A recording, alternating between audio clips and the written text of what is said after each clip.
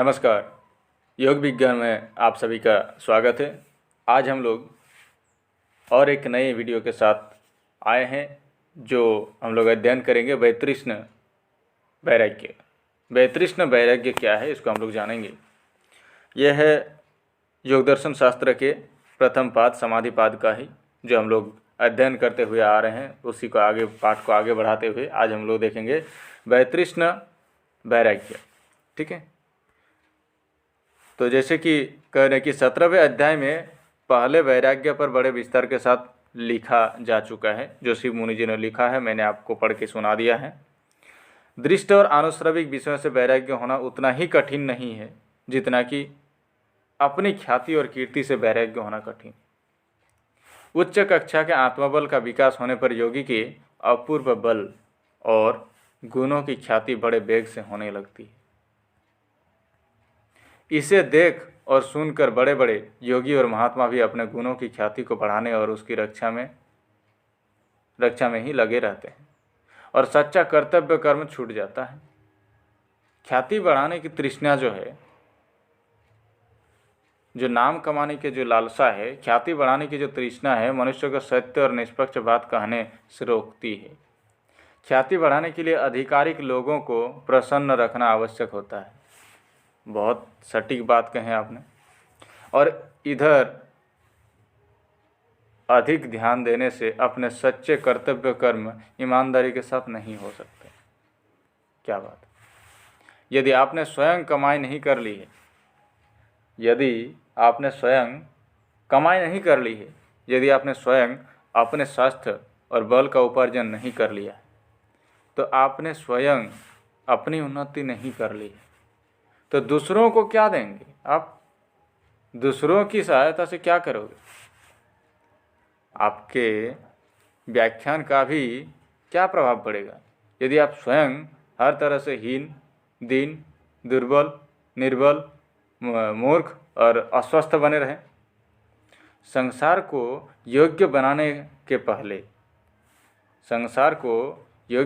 के पहले अपने को योग्य बना लेना अधिक आवश्यक है। पर ख्याति की तृष्णा मनुष्य को अपने स्वरूप, कर्तव्य और सत्य से अलग कर देती है। इसी से पतंजलि मुनि ने अपने योग दर्शन शास्त्र के 16वें सूत्र में इस ख्याति की तृष्णा से भी अलग होने के लिए कहा है। कहते हैं कि तत्परं पुरुष ख्यातिर्गुण, तत्परं पुरुष ख्यातिर्गुण वैतृष्ण्यम। वशीकर संज्ञा वाला वैराग्य से भी बढ़कर, हम लोग तो वशीकर संज्ञा वाले वैराग्य को इससे पहले अध्याय में पढ़ चुके हैं, लेकिन उससे भी बढ़कर वैतृष्ण्य नाम का वैराग्य है। यानी जो नाम की, जो ख्याति के जो लालसा है, तृष्णा है, पिपासा है, प्यासा है, जो ये बहुत और भी बड़ा वैराग्य है। वैराग्य से भी बड़ा आपका तृष्णा है। पुरुष की ख्याति जिन गुणों से होती है, उन गुणों से भी विरक्त हो जाना वैतृष्ण नाम वाला वैराग्य है, जो वशीकर संज्ञा वाले वैराग्य से भी उच्च कक्षा का है। तो चलिए इसको आगे हम लोग देखेंगे। इसी को आगे बढ़ते हुए कि जो नाम के लिए मरता है, बोलते हैं ना कि नेम फेम के लिए, जो नाम के लिए मरता है वह काम के लिए नहीं मरता। नाम की ओर ध्यान जाते ही कर्तव्य कर्म अपने स्वरूप से मनुष्य कुछ अलग हो जाता है। कीर्ति हो तो हुआ करे, उससे भी कोई देश नहीं।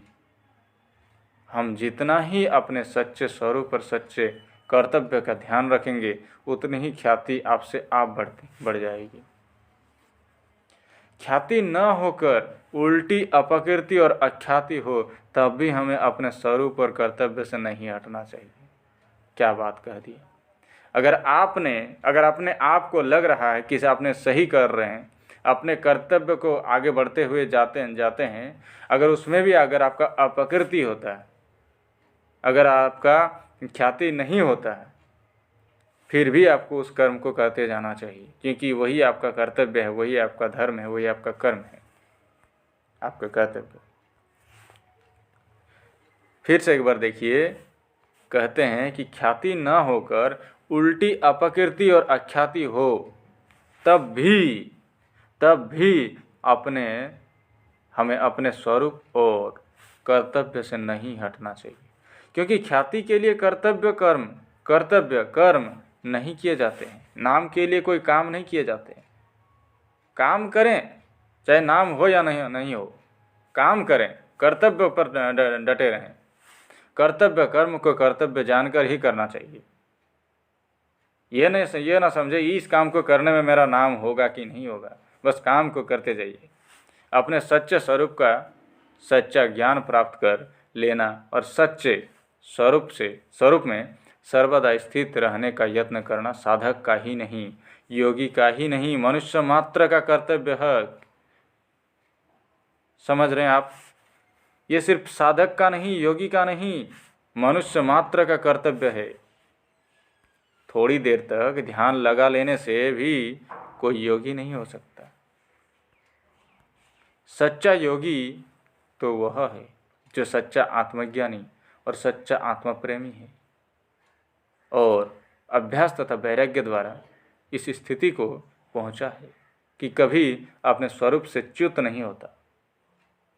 अभ्यास और वैराग्य से जब मन और मस्तिष्क निर्मल और निर्विकार हो जाता है, तब कहीं मनुष्य के अंतःकरण में आत्मविचार उत्पन्न होता है और सोचता है कि हम कौन हैं, हमारी आत्मा का सच्चा स्वरूप क्या है और अपने स्वरूप को छोड़कर हम कहाँ फंसे हुए हैं। इस प्रकार के आत्मविचारों से मन सबसे हटकर एकाग्र होकर सोचता है, तो अंत में योगी अपने सच्चे स्वरूप को जानकर स्वरूपस्थ होते हुए समाधिस्थ हो जाता है। इस प्रकार समाधिस्थ हो जाता है। और इसी कक्षा को, इसी अध्याय को हम लोग आगे बढ़ाते हुए हम लोग आगे नेक्स्ट क्लास में बात करेंगे संप्रज्ञात समाधि। समाधिस्थ हो जाता है, लेकिन समाधि भी दो प्रकार के होते हैं, संप्रज्ञात समाधि और एक होते हैं असंप्रज्ञात समाधि।